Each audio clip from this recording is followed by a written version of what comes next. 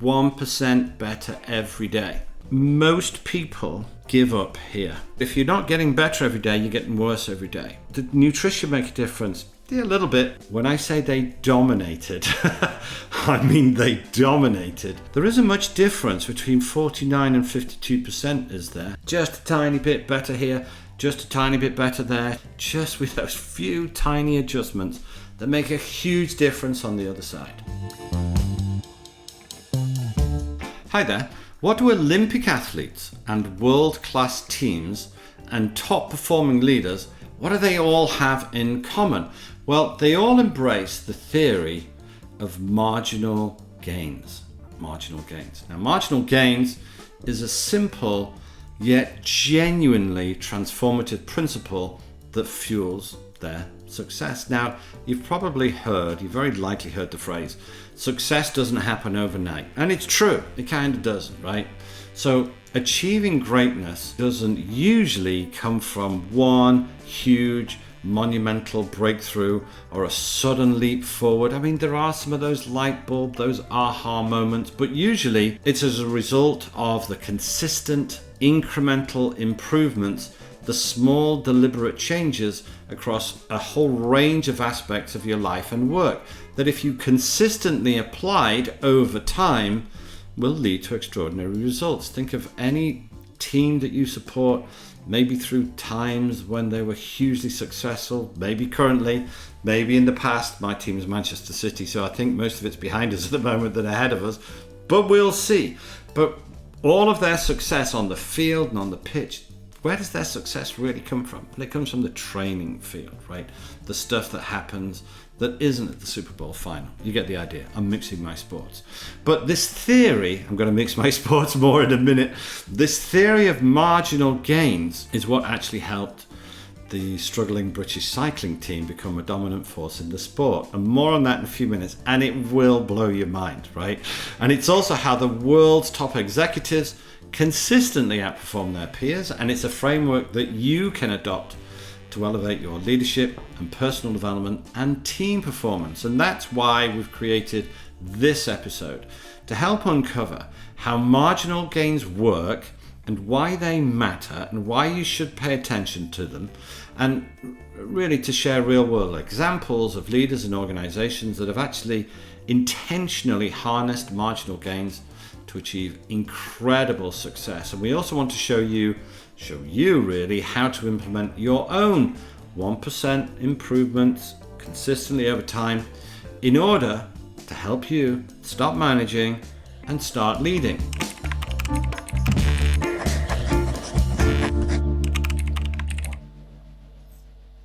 So with that being said, welcome to Stop Managing and Start Leading. This is the podcast. You're at the right place for leaders who need to stop managing and for managers who want to start leading. I'm your host, Antonio Garrido. I'm the founder and president of My Daily Leadership. Got a great bunch of people. I'm a serial entrepreneur. I'm a business founder. I'm a leader, maybe business owner, just like you. I'm a 3 times author. I keep now saying it, soon to be a 4 times author. And I've led businesses from ground level startups all the way to Fortune 60s with billions in revenue and thousands of employees. And this whole thing has been put together to explain to you that the secret to exceptional leadership is easier and closer than you think. Even more positively than that every leader and every manager has the potential to become extraordinary, the kind of leader that their people and their business and themselves deserve. And you are no exception. You also just need to discover the mindsets, tools, competencies, and habits to unlock that potential. That's where we come in. So we have a very special friend joining us today. No, it's the subscribe button. You thought I had to guess. That's not who we are. Take a second. That's all it takes to subscribe to the My Daily Leadership YouTube channel today for lots of actionable insights and practical tools in our podcast episodes that drop every single week. And if you're listening on a podcast platform, which is great, say a warm hello to our other great friend, the follow button. Both will help you to level up your leadership. So just take a second and do it now. Also, before we get on, please comment, share, like, ask questions, all of those things, right? These things really do matter. They really do make it much, much easier for others like you to find us. And that would be great. Now, we do this free to really help you, but also others like you too. So share the love with you. Thanks very much. As I mentioned in my last episode, Albert Einstein said that compound interest, think about that now, compound interest, he said is the eighth wonder of the world. So think about that for a moment, not just because Einstein said it, but that principle of compound interest where things improve by, let's say, 1% and then another 1% over that increased 1% and then another 1% over that increased 1%. And before you know it, it's like flat for a while, but then suddenly it's exponential and it takes off. Compound interest.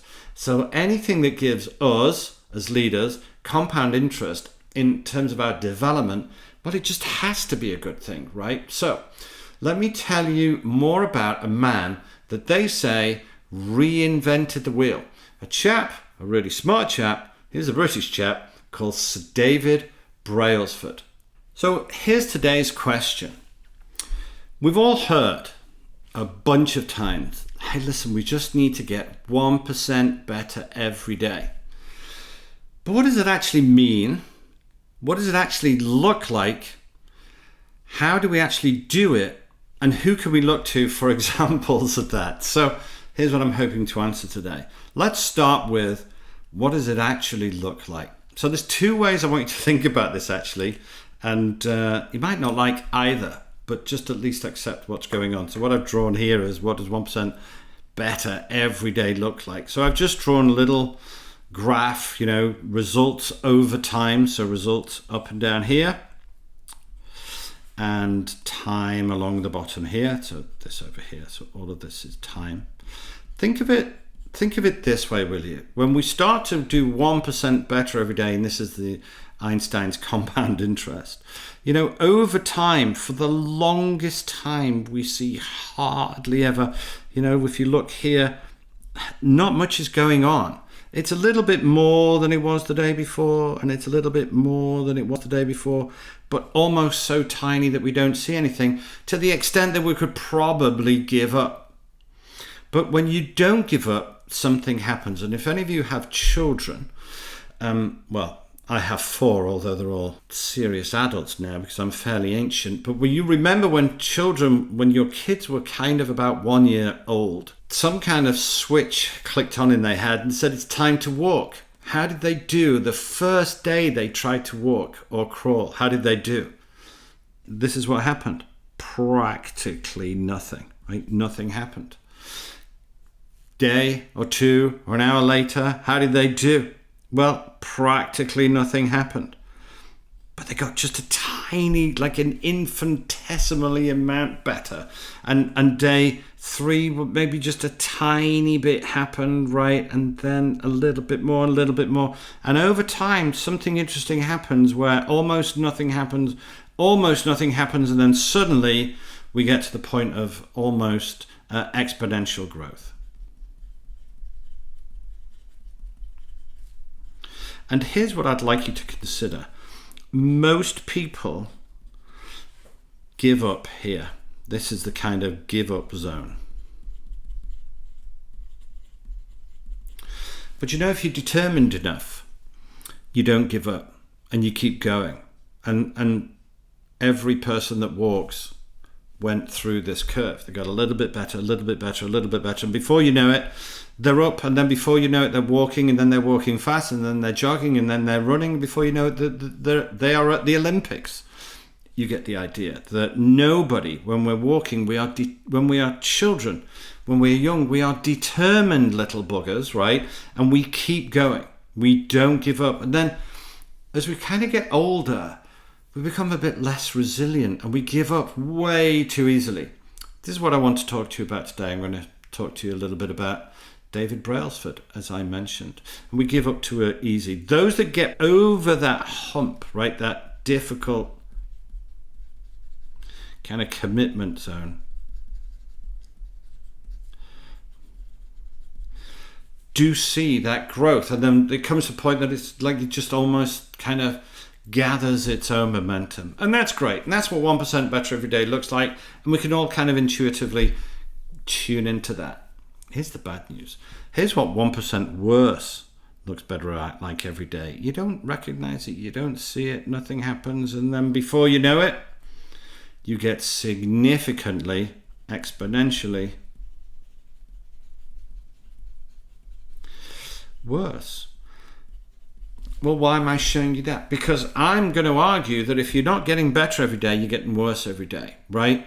That what got you here won't get you there. So if we're not getting better every day and we're kind of standing still, I'm going to argue you're getting worse every day. I think Marshall Goldsmith said it best when he said, what got you here won't get you there. In other words, we have to get better. We have to grow. We have to develop. We have to look at this because the world changes. There's consolidation in the marketplace. The environment changes. Everything changes, right? Technology and all of that. So if we're not growing, I think we're going backwards. So this 1% better every day, if you're not actually applying it intentionally or trying at any rate, then I think you're getting 1% worse every day. And so the reciprocal is true. This gets you better every day. This gets you worse every day. Okay, so with all of that being said, I want to talk to you, as I said, about a chap called David Brailsford, or Sir David Brailsford.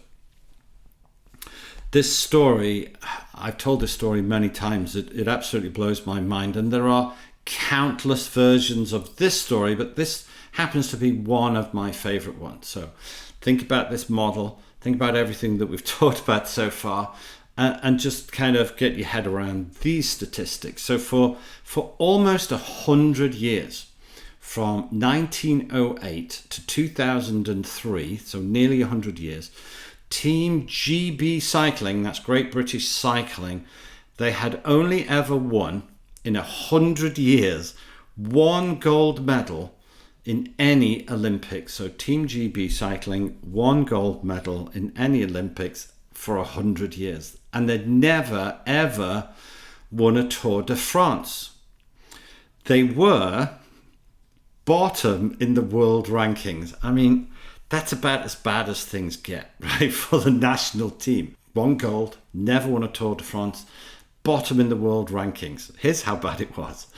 The top bike manufacturers wouldn't even sell the GB team bikes. Now, most top bike manufacturers are scrambling all over themselves and killing themselves to give their bikes for free to the Olympic teams, because they want the Olympic teams to ride their bikes. They want to be able to say, these are the bikes that Switzerland ride, or France, or whatever, right?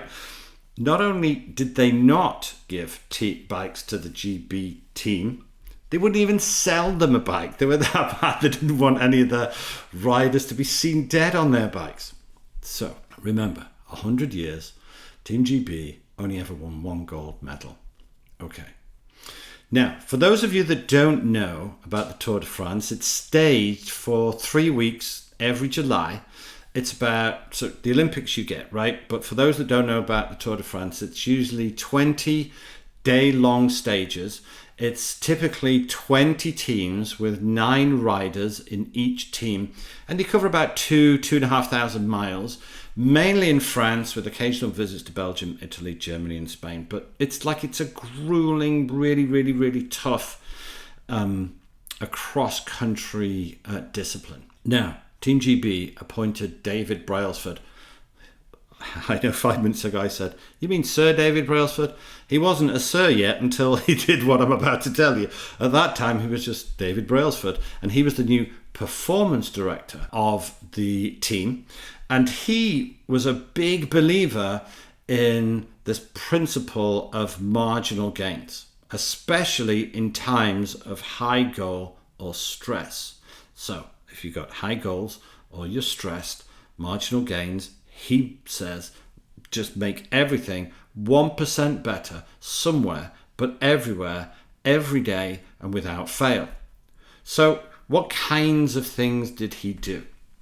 Well, he had the seats redesigned. on the bikes for added comfort. Okay, great. Does that make much of a difference? No, not much.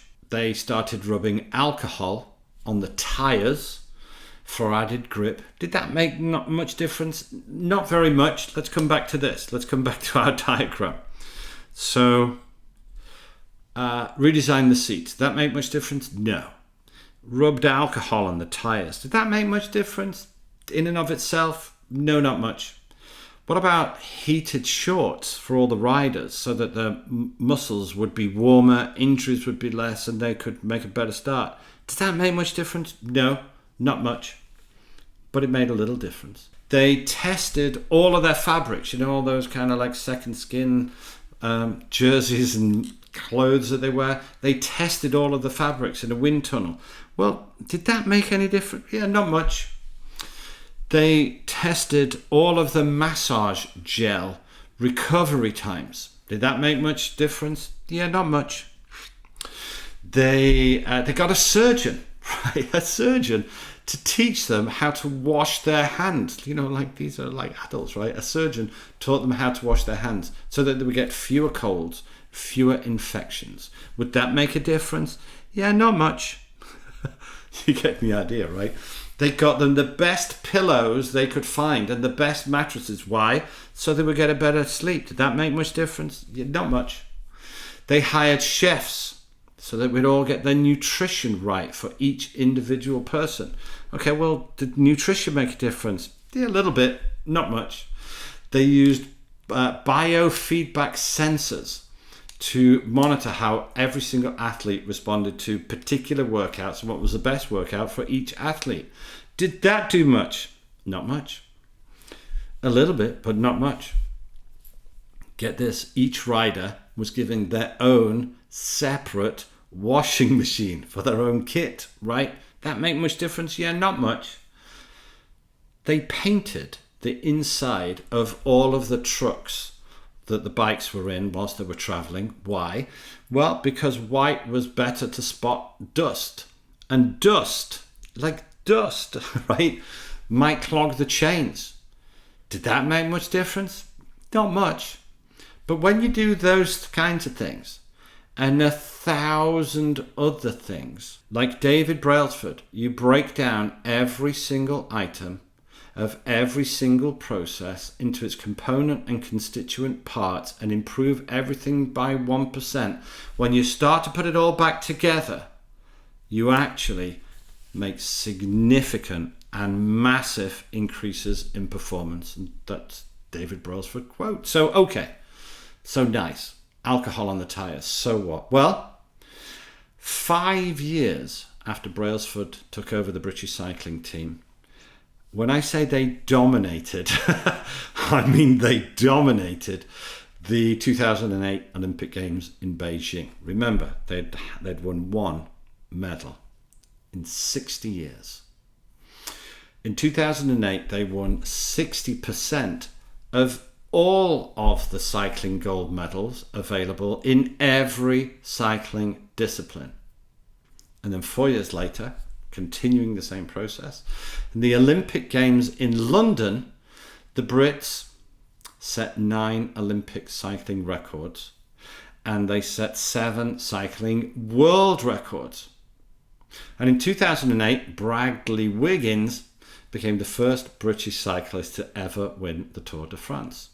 And then in 2009, Chris Froome won the race, and then he won it again in 2015.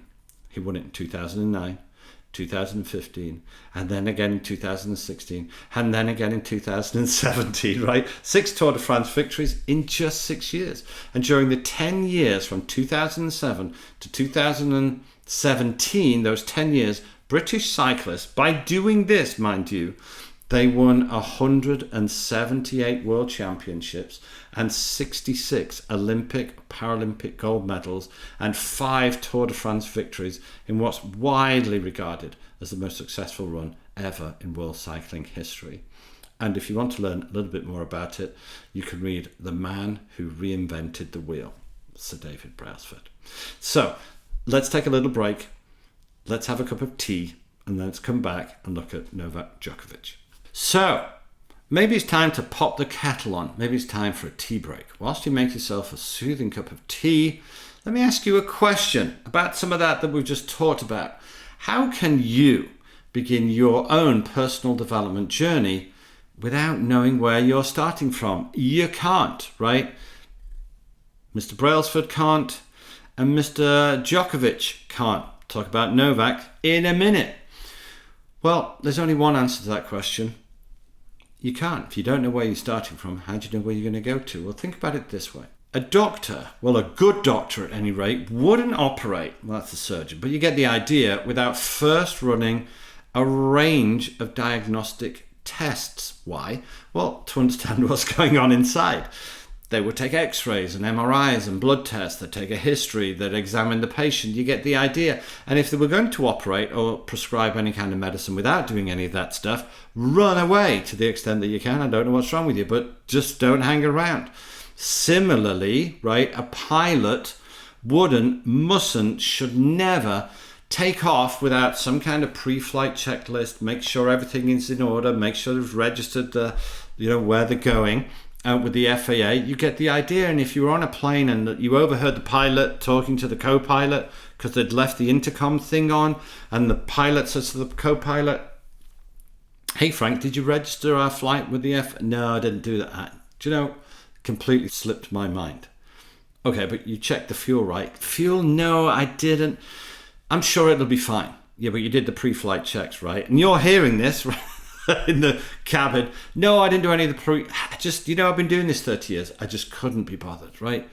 I get a good sense for these things. I mean, you'd be running off that plane, right? What's that got to do with the weather and the price of fish? Look, if you're leading without knowing where you are now, without doing all of that pre-flight check stuff, without knowing where you want to be and how to get there, then people should be running off your airplane, right? Any leader needs a clear, objective assessment of their current strengths and all of their areas for development before they can lead themselves or their people or their business to new heights.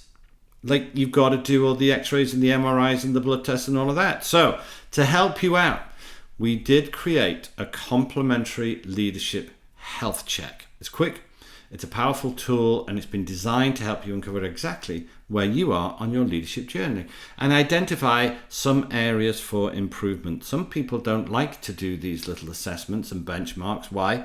They don't want to have to face the reality of the uncomfortable truth that maybe it's them that's holding them back, and maybe it's not the economy, maybe it's not their competitors, maybe it's not world geopolitics, right? Maybe it's them.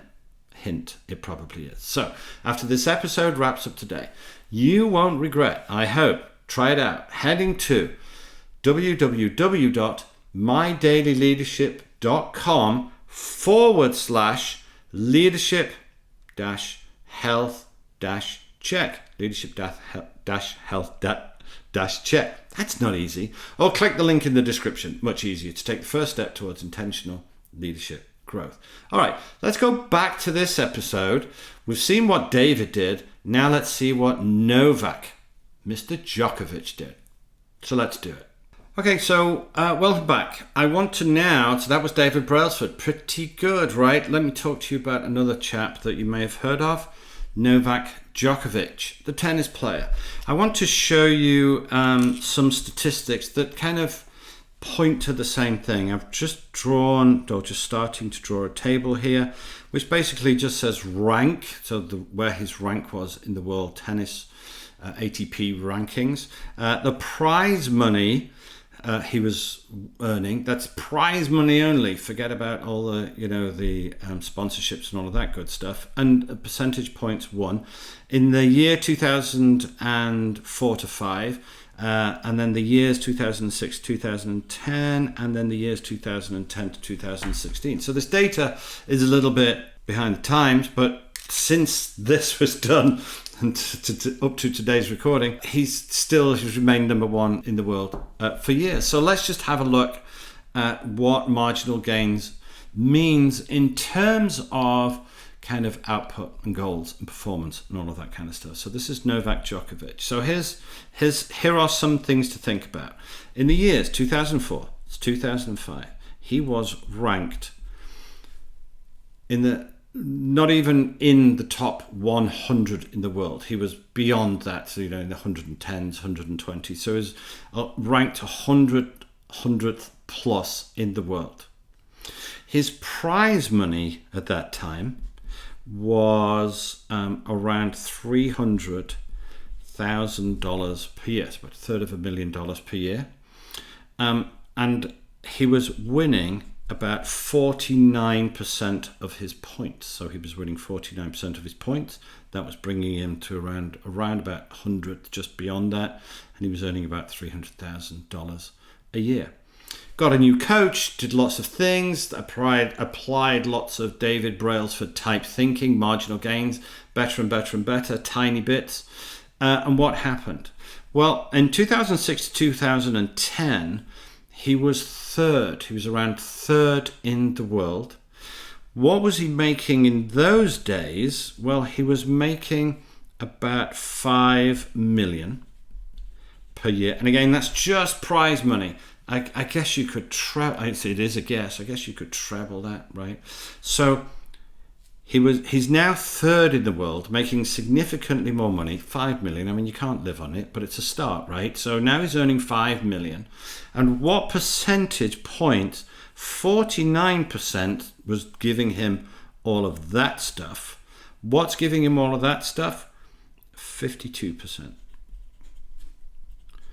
There isn't much difference between 49 and 52%, is there? Actually, there is.